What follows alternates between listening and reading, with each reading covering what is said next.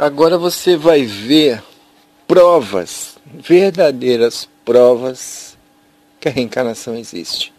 Jesus fala a Nicodemos e você vai perceber um fato novo aí nessa história. Veja, depois eu interrompo ali no ponto exato para dar a explicação. Vamos lá. Rabi, bem sabemos que és mestre vindo de Deus, porque ninguém pode fazer estes sinais que tu fazes se Deus não for com ele. Na verdade te digo que aquele que não nascer de novo não pode ver o reino de Deus. Como pode um homem nascer sendo velho? Pode, porventura, tornar a entrar no ventre de sua mãe e nascer?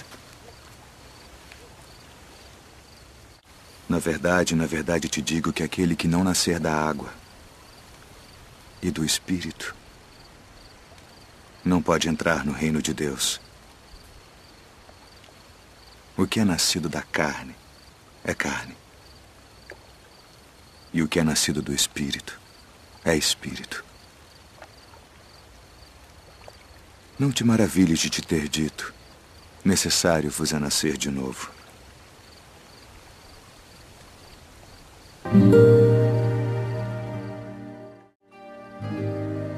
Então vamos lá. Fica bem claro aí que ele fala da reencarnação. Porque ele fala, não te maravilhes.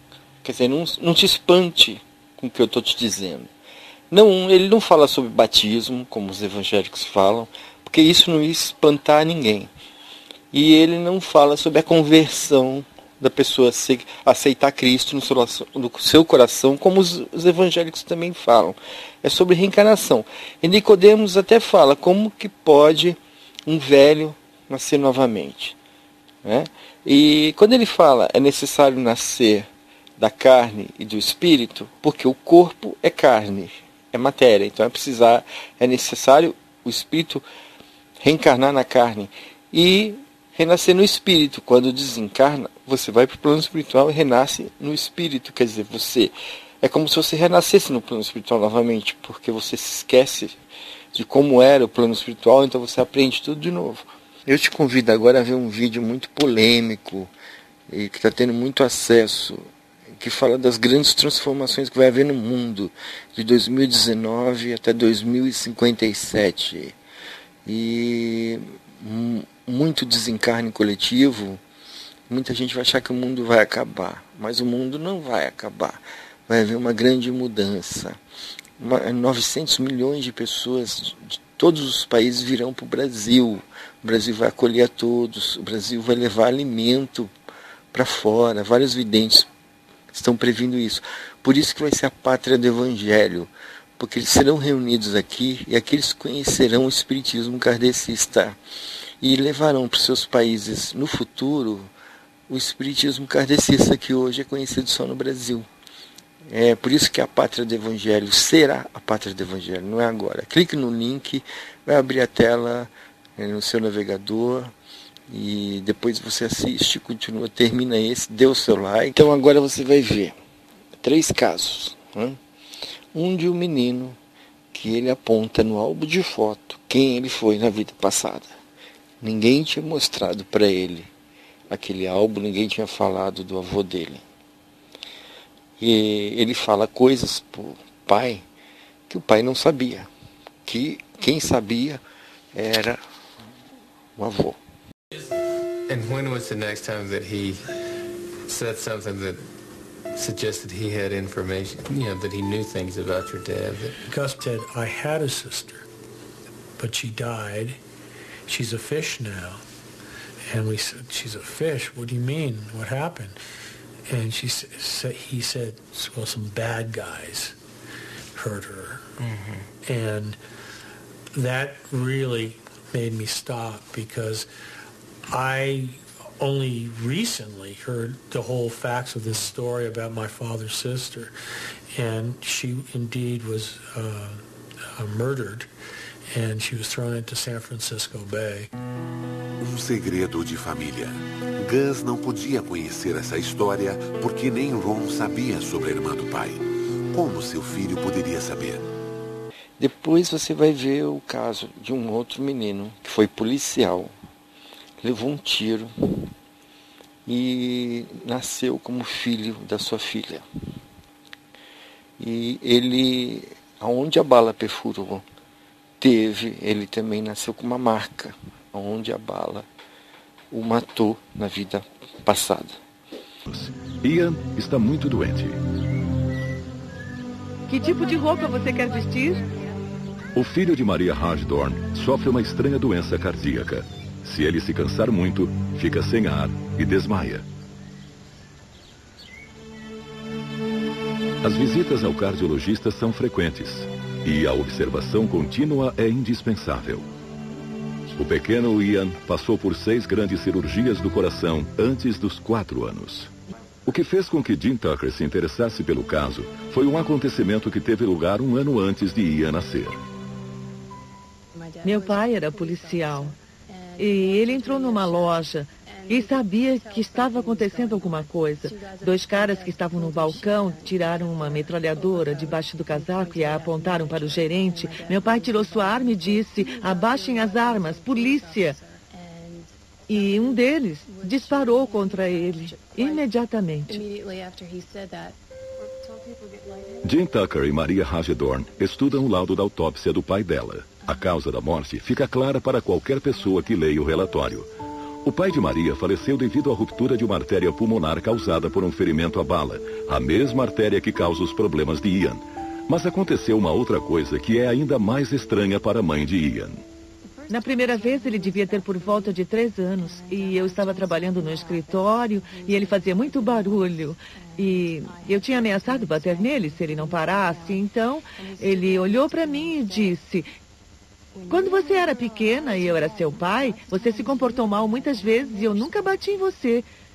Isso me deixou paralisada e não bati nele. E o caso espetacular e incrível que só um cego que não quer ver, né? Só um cego mesmo, que tem os olhos perfeitos, mas não quer ver, que não vai concordar. Que é uma criança também que foi piloto da Segunda Guerra, identifica o avião, identifica tudo. Fala, assim, incontestável. Não há como contestar um vídeo desse. James knows a lot about planes, especially war planes. What kind of airplane is that? A Corsair. His parents, Andrea and Bruce Leiniger, say from an early age, James would play with nothing else. He was obsessed with airplanes. If you look around the house, that's all you'll see. Airplanes, helicopters, aircraft carriers. But then, when he was 2, the planes James loved suddenly began to give him frequent and frightening nightmares. I'd wake him up and he'd be screaming and he'd always be laying on his back, kicking his feet up at the ceiling. And I'd say, baby, what were you dreaming about? And he'd say, airplane crash on fire, little man can't get out. They sound like typical kiddie nightmares, but Andrea says they went on the same way for months. Maybe too much TV. But James was just 2, and his parents say only watching Barney and Teletubbies. Teletubbies! And Andrea and Bruce say they weren't watching World War II documentaries or conversing about military history. This is an F-18? No, that one. So what explains the nightmares and James's strange obsession with airplanes? I talked to my mom about it a lot of times. My mom had said maybe he's remembering a past life. What did you say? Politely, baloney. Andrea and Bruce of Lafayette, Louisiana are a highly educated, modern couple. To them, the possibility that their little son James was manifesting signs of a former life was, well, a little out there. You know, having a past life is not the initial conclusion that you come to. You try and figure out any other way he could have. Did he see anything? Has there been anything on television, anything that we've discussed? But as time went by, Andrea didn't know what to believe. Here's James at age 3, going over a plane as if he's doing a pre-flight check. He would continue to say and do things that were puzzling, like the time his mom bought him a toy airplane. And I said, oh, look, there's a bomb on the bottom of it. He said, that's not a bomb, Mama, that's a drop tank. A drop tank? I'd never heard of a drop tank. I didn't know what a drop tank was. Andrea's mother suggested she look into the work of counselor and therapist Carol Bowman. Então agora você vai ver 3 casos. Então veja aí. When I was Grandpa Augie, I died in the hospital.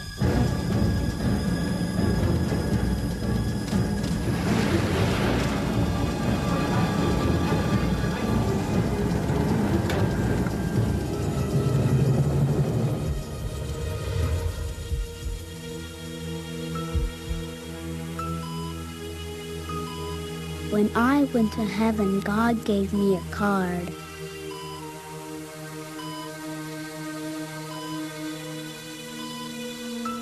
Everybody with a card like that is allowed to come back.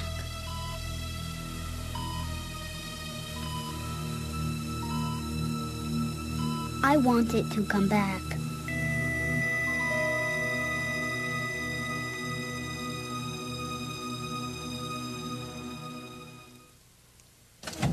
A casa dos Ortega, no Colorado. Jim Tucker entrevista Gus Ortega. Gus diz ter vivido antes como seu avô.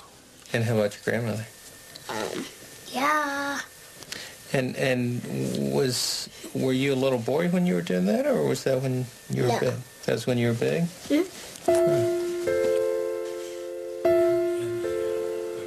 Gus diz a verdade? Tucker não tem como saber. Por isso, os dados cruciais vêm dos pais. Jim entrevista Kathy e Ron Ortega. É rotina. And when was the next time that he said something that suggested he had information, that he knew things about your dad? Gus said, I had a sister, but she died. She's a fish now. And we said, she's a fish? What do you mean? What happened? And he said, well, some bad guys hurt her. Mm-hmm. And that really made me stop, because I only recently heard the whole facts of this story about my father's sister. And she indeed was murdered, and she was thrown into San Francisco Bay. Segredo de família. Gus não podia conhecer essa história porque nem Ron sabia sobre a irmã do pai. Como seu filho poderia saber? I really hadn't thought of reincarnation or even putting that word in connection with what was happening. I wasn't brought up, with learning about reincarnation. I was brought up Southern Baptist, and certainly did not hear about reincarnation. If you had told me that a year ago, yeah, right. You've come back. Uh-huh. But, now, anything can happen. Yeah, anything. Vovô Og morreu em 1993. Seu filho Ron encontrou-o caído no chão. Derrame. Og morreu 5 horas depois. Ele tinha uma loja. Ele vendia de tudo e amava sua família, mas nunca conheceu seu neto Gus. Gus nasceu 1 ano após a morte de Og. Um dia, com apenas 1 ano e meio, Gus estava no seu quarto com seu pai. Ron came out and told me that he had just finished changing Augie's diaper, and that he looked right up at him and said, Dad, when I was your age, I used to change your diaper. I was flabbergasted, to be honest with you. I thought it was just kind of strange, especially the choice of words to say that phrase, when I was your age, for this little 1.5-year-old toddler.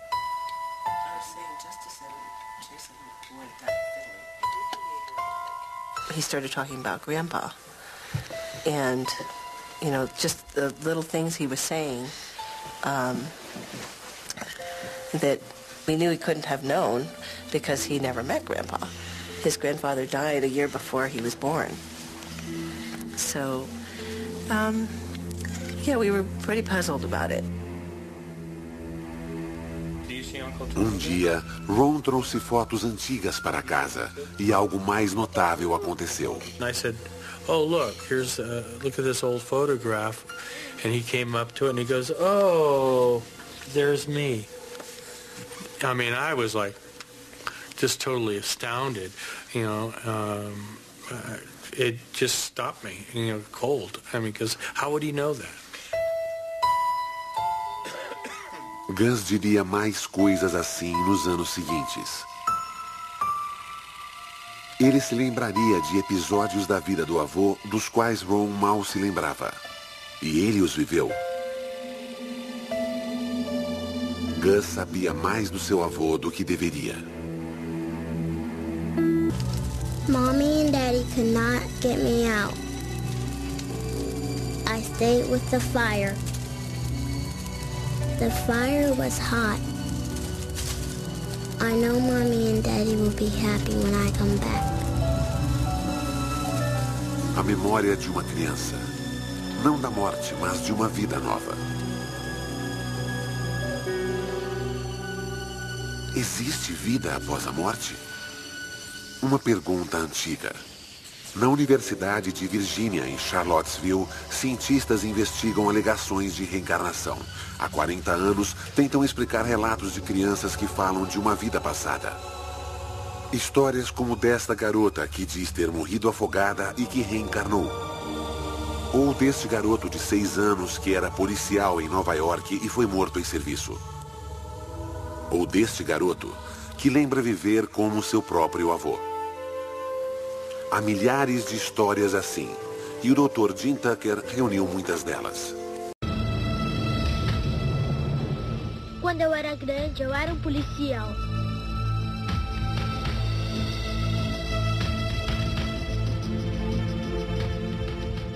Uma noite eu entrei numa loja. Todo mundo parado aí, não se mexam! Todo mundo quietinho. Havia uns caras ruins. Vamos lá, vamos lá! Olha aqui, eu não tô brincando não. Eles dispararam e me mataram. Já.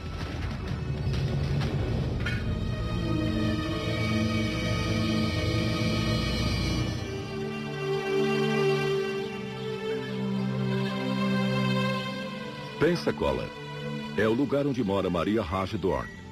Ela é mãe de 2 filhos, Mia, de 2 anos, e Ian, de 5 anos. Ian está muito doente. Que tipo de roupa você quer vestir? O filho de Maria Hagedorn sofre uma estranha doença cardíaca. Se ele se cansar muito, fica sem ar e desmaia. As visitas ao cardiologista são frequentes e a observação contínua é indispensável.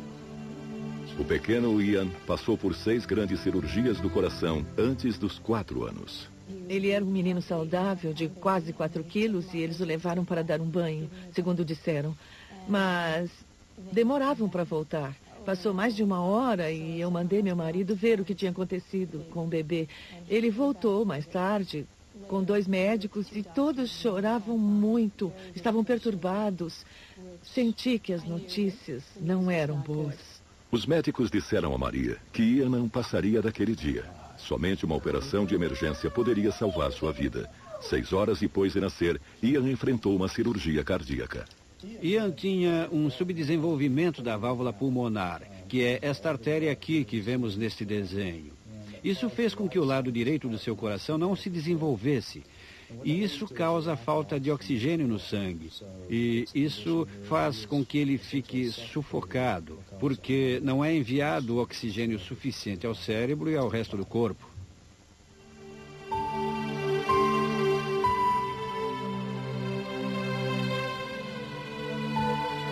A cirurgia de Ian correu bem. Depois de quase 9 horas, a equipe médica conseguiu operar a válvula. Mas o subdesenvolvimento do lado direito do seu coração precisaria de mais tempo e de mais operações.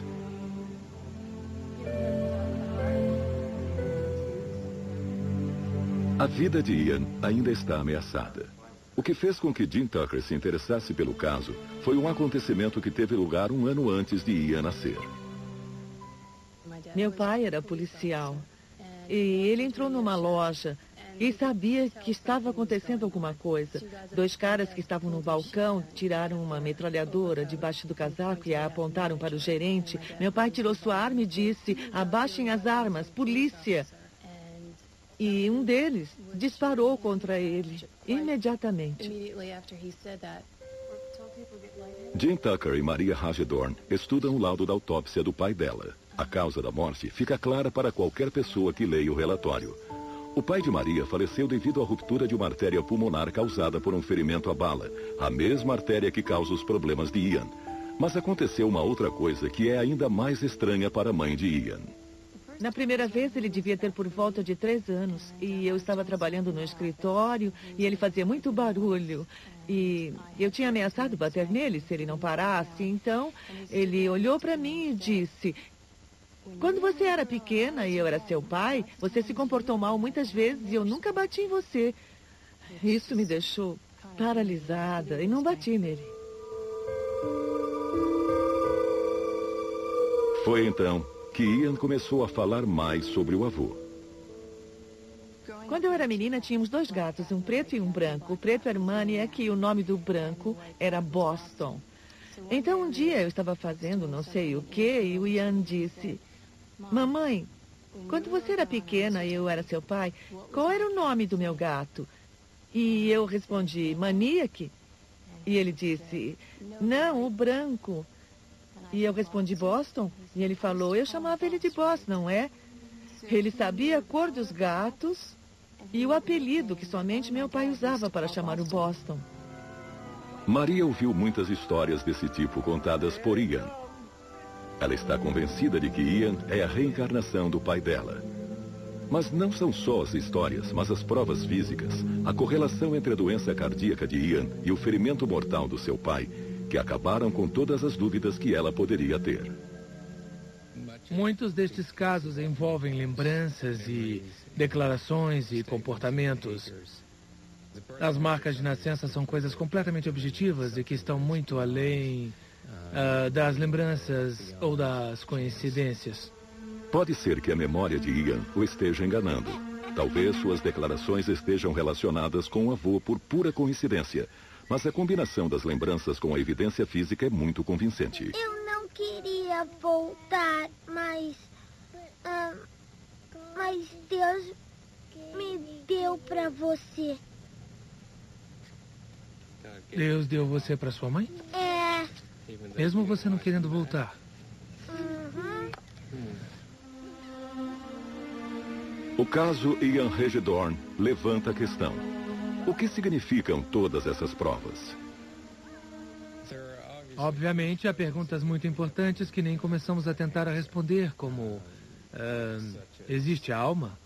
E se ela existir, o que isso significa? Como passar de uma vida para outra? O filósofo grego Platão documentou a história de um soldado chamado que disse que foi ferido em batalha e viu sua alma deixar o corpo e caminhou com vários deuses através de um túnel de luz para um lugar misterioso. Os deuses mostraram a que as almas boas eram mandadas para o paraíso e gloriosamente recompensadas. Mas as almas más eram mandadas a um reino onde eram punidas, depois purificadas e depois ressuscitadas. É muito interessante. Ele diz não só que viu que havia recompensas e castigos, mas também viu que as almas eram reencarnadas. Esse é o aspecto radical da coisa, algo totalmente novo. No mundo grego havia um conceito de alma, não só como imortal, mas que reencarna perpetuamente.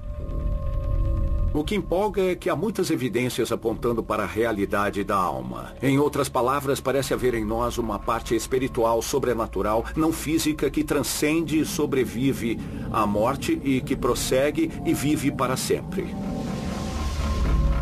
Serão esses relatos de experiências de quase morte prova de vida após a morte? And now, one of the biggest questions of life. What happens when it's over? Heaven?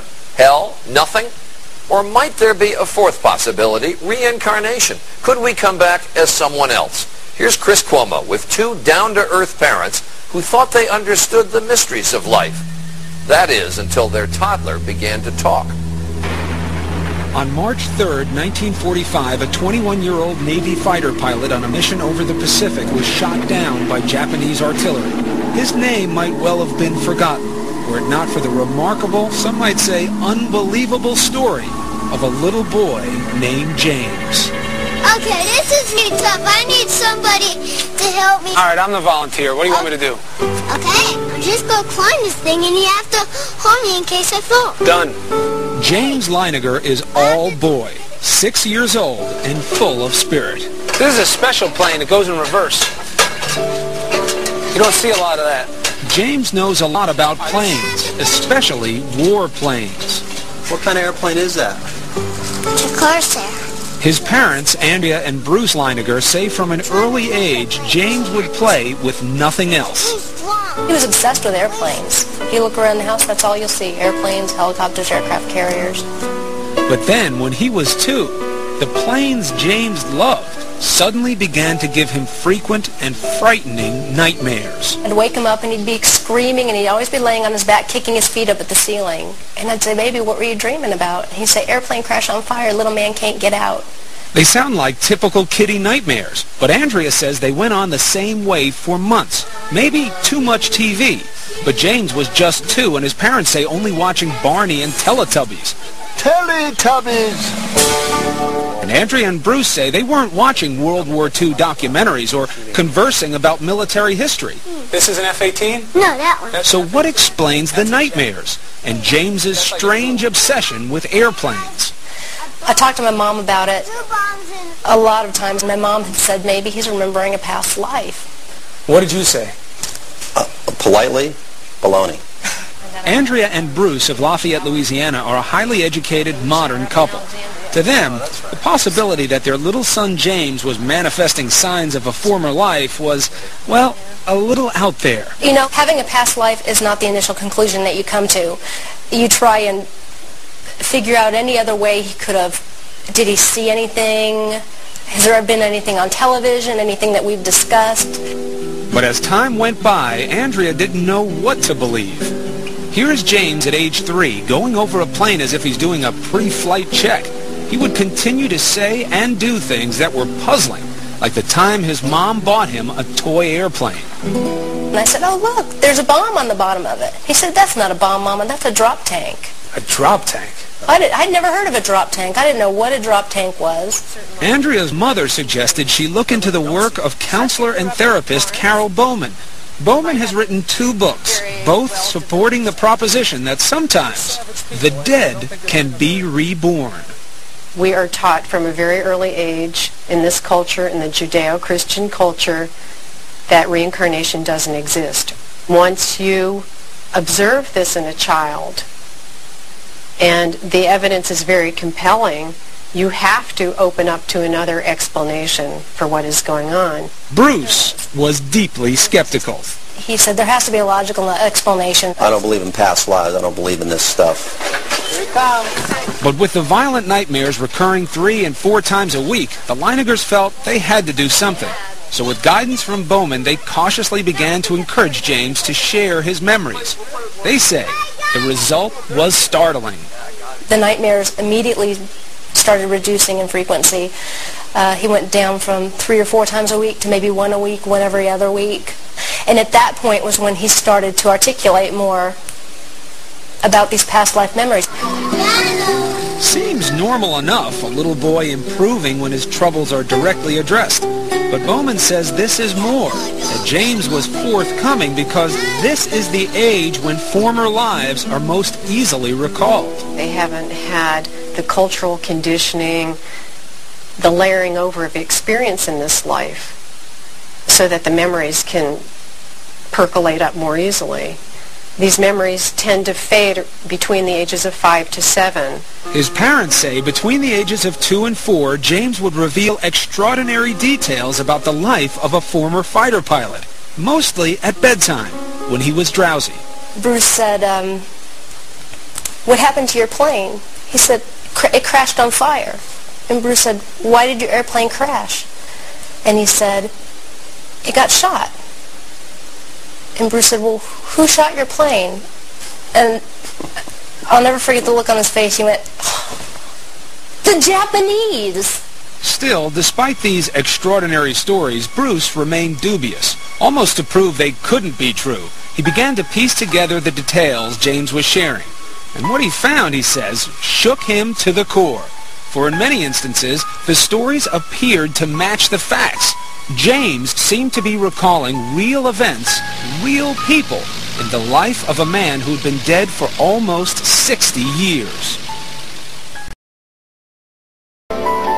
With each passing month, little James Leininger seemed to be peeling back memories of a past life. Ooh, hey. Vivid memories that scared and astonished his parents. Bruce had always said, what kind of plane did you fly? And he said, a Corsair. Yeah. He said a Corsair? He said the word Corsair. Mm-hmm. Not only did James remember flying a Corsair, he demonstrated knowledge of the plane's peculiarities, like the time he was flipping through a book about planes when he was 4. And he got to the Corsair, and he said, that's a Corsair. And he goes, you know what? They used to get flat tires all the time. In fact, historians and pilots agree that the plane's tires took a lot of punishment on landing. Of course, this is a fact that could easily be found in books or on TV. But then, James began to offer up the kinds of specific details his parents say are harder to explain away. Another night, Bruce had come in and he said, do you remember where your plane took off? And he said it took off of a boat. Do you remember the name of your boat? Natoma. Do you remember what your name was? And he'd always say, James. His name is James. It never really occurred to us. We thought he just wasn't understanding the question. So I said, do you remember any friends or anyone else that you flew with? And he said, Jack Larson. Bruce began doing some research. Almost immediately, he discovered that the Natoma was an actual ship, a small aircraft carrier in the Pacific called the Natoma Bay. And Jack Larson, the Navy buddy little James recalled? Well, it turns out there was a pilot named Jack Larson who served aboard the Natoma Bay. In fact, he's alive and well and living in Arkansas. And it was like, holy mackerel. I mean, really, you could have poured my brains out of my ears. And I just couldn't believe it. And there were more clues. Around this time, James began signing crayon drawings and other artwork, James 3. One day I asked him why he's calling himself James 3. Well, it's because I'm the third James. And every once in a while you ask him that today, and he'll still say the same thing. And one day, while leafing through a new book about the Battle of Iwo Jima, Bruce turned to an aerial photo of the Pacific Island. James was seated nearby. He pointed to it and he goes, Daddy, that's where my airplane was shot down. And I said, what? That's my airplane got shot down there, Daddy. And I just went blank. I couldn't say anything. By then, Bruce had become a man possessed, searching the internet, combing through military records, and interviewing men who served aboard the Natoma Bay. Finally, a breakthrough. He learned that there was just one pilot from the squadron killed at Iwo Jima. That pilot, James M. Houston Jr. Is this why little James was calling himself James 3? It just crystallized in my mind. This has to be who we're talking about. You know, my meter of skepticism was starting to go over toward belief. When little James would describe being shot down, he told of how his plane had sustained a direct hit on the engine. We had an airplane, and I said, well, can you show me where it was? And he pointed right up to the front of the engine. That's what makes this man's story so intriguing. His name is Ralph Klarber. Klarber was a rear gunner on a TBM Avenger that flew off the Natoma Bay. On March 3rd, 1945, he took part in a raid near Iwo Jima. As it happens, Klarber's plane was right next to the one flown by James M. Houston Jr. It was to be Hugh's last mission before leaving for home the following day. As Klarber recalls, the sky was thick with enemy flak. We experienced pretty heavy anti-aircraft fire, but this was the most intense that I experienced at any time. Suddenly, a flash near the nose of Houston's plane. I saw the hit. I would say he was hit head-on. Yeah, right on the middle of the engine. Just as little James had described it. So what do you believe now about your son James? I believe that he had a past life. I believe that in his past life he was James M. Houston Jr. And he came back because he wasn't finished with something. And that's essentially what I believe. Dear Bruce and Andrea. And he's not the only one. This past October, the Leinegers received a letter from a woman named Ann Barron, the sister of pilot James Houston. Andrea and Bruce had contacted her about their little boy. Barron heard about what young James was saying, and she believes. All of this is still overwhelming. I can only imagine how it has affected you, but I believe, with my love to you, Anne. The child was so convincing and coming up with all these things that there's no way in the world he could know, unless there is a spiritual thing. Jesus deixava claro quando ele dizia, meu reino não é deste mundo. Quando ele dizia, há muitas moradas na casa do meu pai. Não pode ver a Deus se não renascer de novo. O que Jesus estava falando? Estava falando da reencarnação. Estava falando da pluralidade das existências.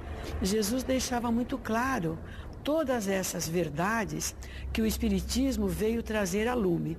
Por que algumas religiões tomaram o cuidado para mascarar ou para retirar essas afirmativas de Jesus? Pelas suas teorias, pelos seus conceitos, seus interesses, vamos dizer assim, religiosos.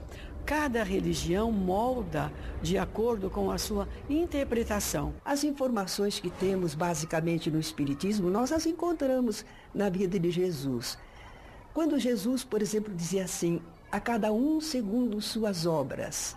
É a nossa lei de causa e efeito, de ação e reação, o resultado de nossos atos. Cada um recebe realmente segundo as suas obras. Temos, por exemplo, quando Jesus fala para Pedro que não foi sangue nem carne que lhe revelou que ele é o Cristo, o Filho do Deus Altíssimo, não é? Porque foi uma manifestação espiritual. Pedro foi o intermediário. Então Jesus está afirmando a comunicação espiritual entre nós. Fica claro para todos nós que algumas religiões, após a passagem de Jesus, modificaram nas suas traduções e nas suas interpretações a essência divina do amor do Pai que Jesus trouxe para nos falar. Então, realmente havia no Evangelho de Jesus as afirmativas básicas da doutrina espírita. Mas a ignorância humana, que não compreendeu direito, ou a má-fé, não querendo que estes ensinamentos perseverassem na humanidade, fizeram a deturpação, a ocultação desses ensinamentos. E foi por isso necessário que os Espíritos do Senhor fizessem uma nova campanha, depois de aguardarem bastante tempo, não é? 1857 anos para a publicação de O Livro dos Espíritos, aguardaram bastante, mas quando viram que esses ensinamentos básicos estavam ficando ocultos, então eles vieram e romperam essa barreira, romperam esse obscurantismo e reeditaram a mensagem de Jesus. O Espiritismo apresenta Jesus como um espírito superior, que tem conhecimentos de ciência, da extensão maior da bondade, de forma que ele se apresenta como um espírito que está, do ponto de vista da evolução, à nossa frente, embora tenha começado da mesma forma como todos nós, mas aprendeu muito mais rapidamente, e o Espiritismo diz que os espíritos, nessa circunstância, aqueles que aprendem mais, na estrada da evolução, se voltam para ensinar aqueles que ainda não aprenderam tanto.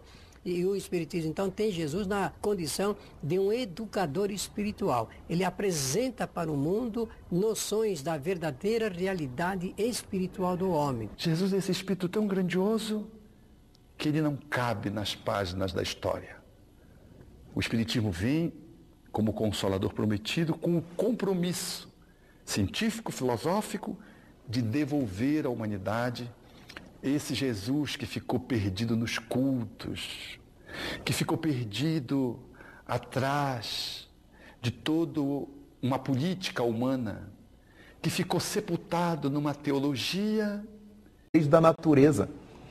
O Espiritismo se apoia em 5 pontos fundamentais, quais sejam a existência de Deus, a existência e imortalidade da alma, a pluralidade das existências, que Allan Kardec chamou de reencarnação, a pluralidade dos mundos habitados e a comunicabilidade dos espíritos. Se pararmos para pensar, todos esses pontos foram enunciados por Jesus Cristo. Jesus falou sobre Deus, nosso Pai. Não é? Jesus falou a respeito da nossa imortalidade, quando nos disse que nós não sairíamos da terra enquanto não quitássemos o último ceitil. Não é? Jesus falou que todas as coisas que ele fazia nós poderíamos fazer no futuro, naturalmente, porque hoje é impossível.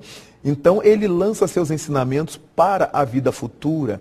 Foi Jesus Cristo que nos disse no Evangelho de João que há muitas moradas na casa do Pai, a pluralidade dos mundos habitados. Foi Jesus Cristo que nos falou da comunicabilidade dos espíritos, porque foi ele que expulsou os espíritos dos desencarnados que perturbavam. Foi ele que conversou com Elias e Moisés no Tabor. Então, todos os princípios da doutrina espírita estão calcados no ensinamento de Jesus. E quando Allan Kardec chamou a pluralidade das existências de reencarnação, nós encontramos também isso na voz de Jesus, quando os discípulos lhe perguntam se não era necessário que viesse Elias. E ele diz que, em verdade, Elias já tinha vindo, e os homens fizeram com ele tudo quanto quiseram, tudo quanto lhes aprouve. A mesma coisa fariam com o Filho do Homem. E os discípulos, narra Mateus, entenderam que Jesus se referia a João Batista. Então, em outro momento, ele pergunta aos discípulos: quem os homens dizem que eu sou? E respondem seus discípulos: Senhor, uns dizem que tu és Elias, outros falam que tu és Jeremias, outros falam que tu és João Batista, um dos velhos profetas que voltou. Ora, se todo mundo sabia que ele era filho de José e de Maria, ele era chamado Jesus, filho de José, Yahshua ou Yeshua ben Yosef, como é que acreditavam que ele fosse Elias? Ele tinha 30 anos à época, então só podia ser Elias num corpo jovem. Por que imaginavam que ele fosse Jeremias, um dos maiores profetas de Israel? Só se fosse num corpo jovem. Por quê? Porque tanto Elias quanto Jeremias saíram da terra ou faleceram velhos. Elias se acredita que não tenha morrido, que tenha sido guindado ao reino dos céus numa carruagem de fogo. Não importa. O que importa é que ele era velho quando desapareceu da terra. Jeremias também. Ou um dos velhos profetas que voltou. Então o povo acreditava na pluralidade das existências. Muita gente diz que não crê na reencarnação porque não existe essa palavra na Bíblia. E quando se diz isso, se dá um testemunho de falta de cultura. Porque nenhuma das palavras que estão na Bíblia em português eram da Bíblia original. Nós estamos diante de traduções, uma depois da outra. O aramaico era uma língua muito pobre, que foi para o hebraico, depois para o latim, e da Vulgata Latina é que nós traduzimos para as outras línguas. Então é óbvio que ninguém pode dizer não acreditar numa ideia, porque essa palavra não estava na Bíblia, ou não está na Bíblia. Então, não pode estar na Bíblia, porque ela foi criada por Allan Kardec no século XIX, de modo que é necessário que as pessoas pelo menos tenham um pouco mais de inteligência. Ora, como todos os princípios da doutrina espírita estão calcados na lei da natureza, todas as religiões terão que adotá-las, adotar as leis da natureza. Todas as crenças se apoiarão nas leis da natureza. E quando fizerem isto, se equalizaram com o que hoje faz o Espiritismo, apoiar-se nas leis da natureza. Quando apoiamos as nossas afirmativas, os nossos princípios, a nossa crença, a nossa fé nas leis da natureza, não corremos o risco da ciência desmenti-las, dos fatos cotidianos desmentirem. Porque é muito feio nós ensinarmos uma crença a uma criança, a um jovem, e dali a pouco esse jovem entra na escola, entra na faculdade e vê aquilo desmentido pelos fatos. Não é pela palavra dos professores, que quase sempre são materialistas, é pelos fatos. Então é muito importante que quando nós tenhamos que ensinar uma religião aos nossos familiares, que seja uma crença que suporte os fatos. Por isso Allan Kardec nos disse que a fé inabalável só é aquela que pode encarar a razão face a face em qualquer época da humanidade.